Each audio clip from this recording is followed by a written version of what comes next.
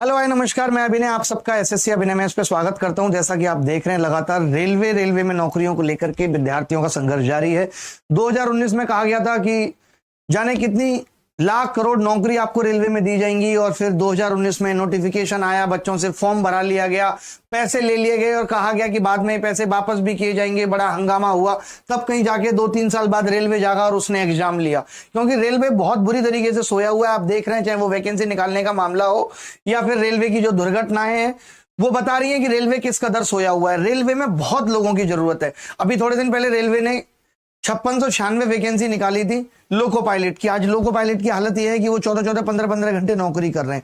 अभी रेलवे ने एक खुशखबरी अभी ये दी है कि हम उस वैकेंसी को बढ़ा के 18,799 कर देते हैं।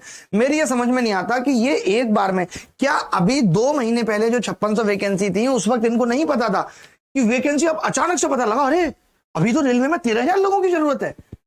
यानी कि या तो उस वक्त सही नहीं दी गई थी, ये तो तय है कि सीधे 5600 से 18,000 हो गई। रिक्रूटमेंट बोर्ड पे सरकारों को सख्ती दिखानी पड़ेगी, चाहे वो सरकार किसी भी राज्य में किसी भी पार्टी की हो। हर जगह भर्तियों का बहुत बुरा हाल है। चाहे वो राजस्थान में रीट एग्जाम हो, अभी नेशनल लेवल पे नीट एग्जाम हो, एसएससी का एग्जाम हो, यूपी कांस्टेबल का एग्जाम फरवरी में कैंसिल हुआ, अभी तक उसके री एग्जाम की कोई खबर कहीं से कहीं तक नहीं है।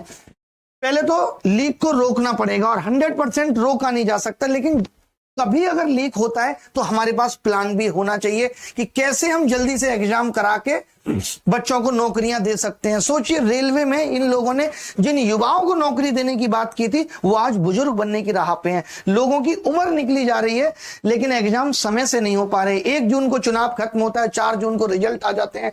इतनी सफाई से चुनाव हुए, इतनी सफाई से रिजल्ट आ गए, कितने लोगों का सफाया हो गया, हर पार्टी खुश है, किसी को कोई आपत्ति नहीं है। लेकिन हम देश में चुनाव नहीं करा पा रहे।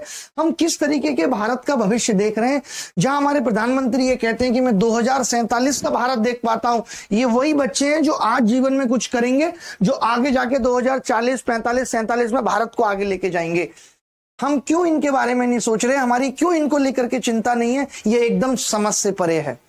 किसी की कोई जिम्मेदारी नहीं है, बस रील बनाओ। आज रील बनाने का जो दौर है, हालात ये हैं कि जिस मिनिस्टर ने भी अपनी कुर्सी पे बैठा है, तो सबकी 13-13 सेकंड की रीलें वायरल हुई हैं। सबको उसमें मजा आ रहा है।